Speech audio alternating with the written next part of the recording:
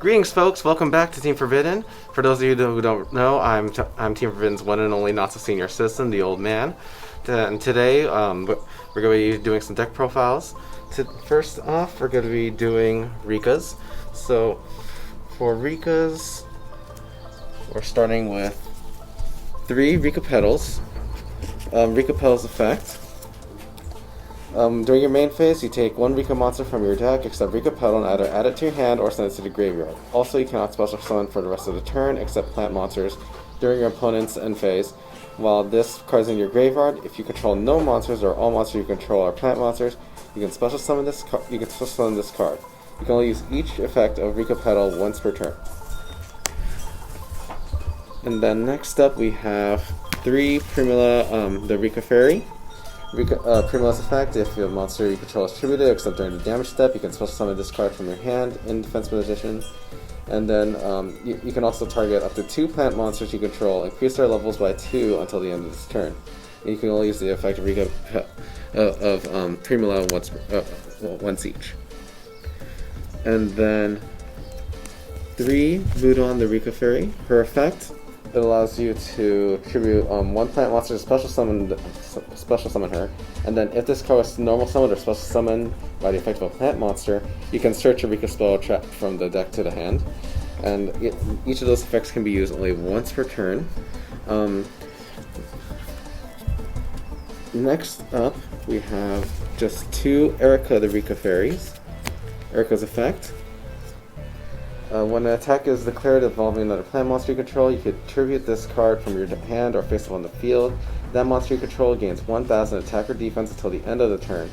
If a plant monster you control is tributed while this card is in your graveyard, except during the damage step, you can special summon this card from in defense position, but banish it when it leaves the field. You can only use each effect of Rikka Fairy once per turn. Or Rikka the Rikka Fairy once per turn. And then we're moving on to our level 8s. First up is Hilo Board, the Rikka Fairy. I only run 2 of her. Her effect: while your opponent activates an effect that targets a monster you control, while you control a Rikka monster, this is a quick effect. You can tribute this card from your hand or face it on the field and negate that effect. If this card is in your graveyard, you can tribute 1 plant monster you control. You can tribute 1 plant monster and special summon this card in defense position, but banish it when it leaves the field. You can only use each effect of Hilo Board once per turn. And then the more important, one of the more important Rikka Fairies, 3 Snowdrop Rikka Fairies. Her effect: you tribute 1 plant monster, special summon both this card and 1 other plant monster in your hand. It doesn't have to be Rikka Fairy. And you can you cannot special summon the rest of the turn except for plant monsters. You can only target 1 plant monster you control. All plant monsters you currently control become that monster's level until the end of the turn. So that opens you to a wide array of ranks for X-use monsters. Now, next up, we're gonna go through a lineup of generic plant monsters. I'm running 2 Rose Lovers. Her effect: you banish this card from your graveyard from your graveyard, and you can special summon 1 plant type monster from your hand.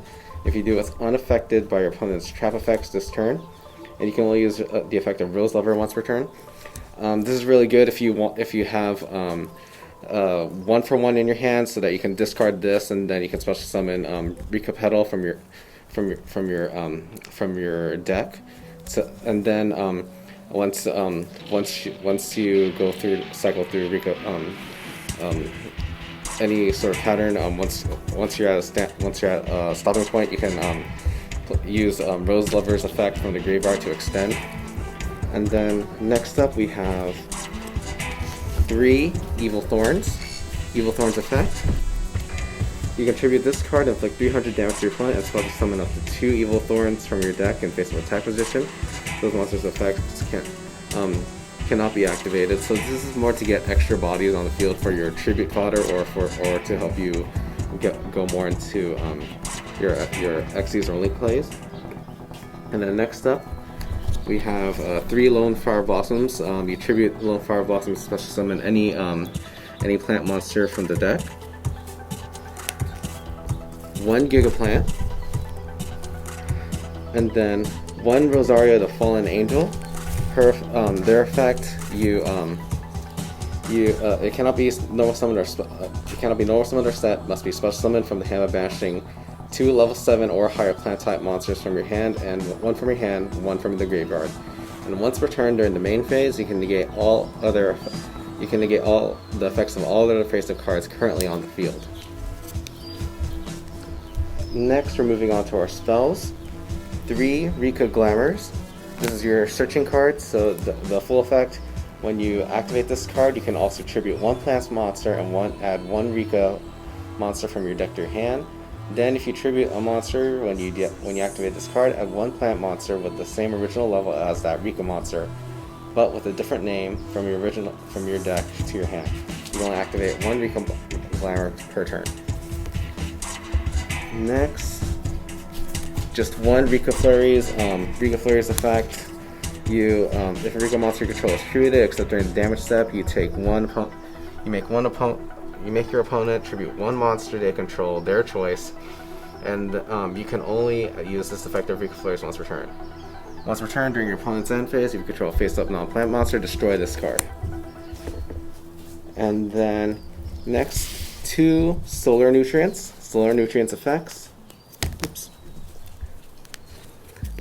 You activate this card by attributing 1 level 2 or lower plant type monster, special summon 1 plant type monster from your hand or deck whose level is less than or equal to the level of distributed monster you added on field, plus 3. So basically, if you tribute, say,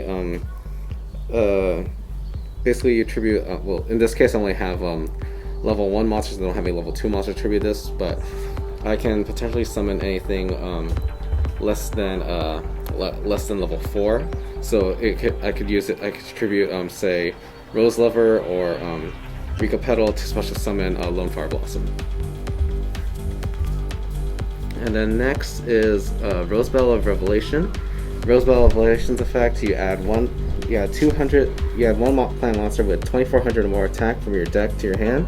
You banish this card from your graveyard to summon 1 plant monster with 2400 or more attack from your hand, and you can only use 1 Rose Bell of Revelation per turn. And then 1 Monster Reborn, 1 Foolish Burial, 1 for 1, 1 Called by the Grave. I'm trying to make room for more Called by the Graves, but for now I can only fit in 1. And then for traps, we have 2 Rikka Sheets. Rikka Sheet effect: you tribute 1 face-up. You target 1 face-up monster your opponent controls, and also you contribute 1 plant monster. Players cannot activate face-up monster effects on the field this turn. If you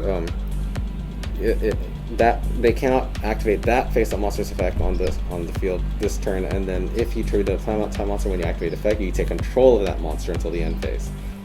And if you do, it becomes a plant monster until the end phase. So what that means is if you tribute a plant monster, and you'll not only take control of that, but you'll also have tribute fodder for some of the Xyz monsters' effects. That's toxic. You're toxic. And then lastly, we have the Call the Haunted of the deck, Rikka Tranquility. So when you activate this card, you tribute 1 plant monster, special summon 1 Rikka monster from your graveyard in defense position, and then if you tributed a monster, when you activate this card, you special summon 1 plant monster from your graveyard in defense position. You can only activate that once per turn. So that's it for the main deck. Now for the extra deck, I run 1 Aromatherapy Jasmine, 1 Relinquish to Anma, 1 Black Ship of Corn, 1 Fairy Knight Ignar, 1 number 87 Queen of the Night, and then 3 Kanzadashi, the Rikka Queen, and 3 Teardrop, the Rikka Queen. Now, the Aromatherapy Jasmine, you need 2 plant type monsters to summon her. If your life points are higher than your opponent's, this card can discard at any plant monsters it points to cannot be destroyed by battle. But the one thing that you may want to plus off of this card is the tribute effect, where you can tribute a monster it points to and special summon any plant monster from your deck in defense position, which will also boost up Rikka Queen Teardrops effect to boost up its attack, and it'll allow you to take advantage of Rikka Queen Kanzashi the Rikka Queen's effect. But I'll get into that into that later. And then its other effect you don't really use all that often, but you kind of do. But if you once per turn, if your life points are if you gain life points, you add one plant monster from your deck to your hand. Now, this one, relinquished anima. You target one plant monster. One place up monster the discard points to. Equip that monster to discard maximum of 1, and you can only use this effect of relinquished anima once per turn. This card gains attack equal to that equipped monster. I mainly have it because I have a lot of level 1s anyway that I can make use of. So, next up, we have number 50, Black Ship of Corn. This is currently going to be the only rank 4 X's I'm going to run until the new Rikka Queen X's monster comes out. But until then, I'm running this one for now. Once per turn, you detach one X's material from this card, then target one face-up monster your opponent controls with attack less than or equal to this card, and then send it to the graveyard, and if you do, inflict 1,000 damage to your opponent. This card cannot attack before you activate this effect. And then next up, Fairy Queen Ignar. Fairy Queen Ignar's effect. Once per turn, you detach 2 Xyz materials from this card, return all other cards on the field to the hand. Your opponent cannot activate cards or effects in response to this activation. Next up is number 87, Fairy Queen of the Night. Target once returned during either player's turn, detach one Xyz material from this card and then activate one of these effects.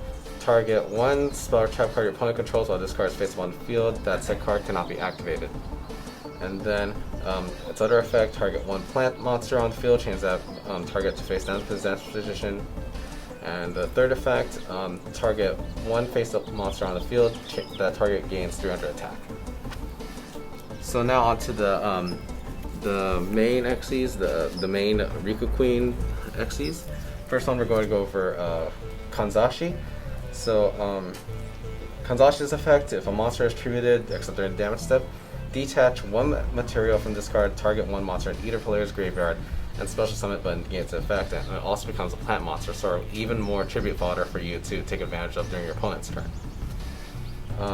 Next up, if a plant type monster you control would be destroyed by a card effect, you can tribute one plant monster from your hand or field instead, and you can only use each of those effects once per turn. Next up, Teardrop the Rikka Queen.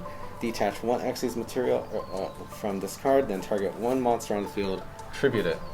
This is a quick effect if the materials attached to it are plant type monsters, and you can only use each effect of Rikka Queen Teardrop once per turn. And each time a monster is tributed, this card gains 200 attack each until the end of the turn. So that's pretty much it for the Rikka deck.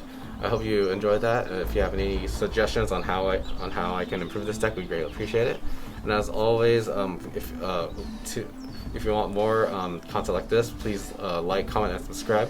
And as always, please stay tuned. Thank you.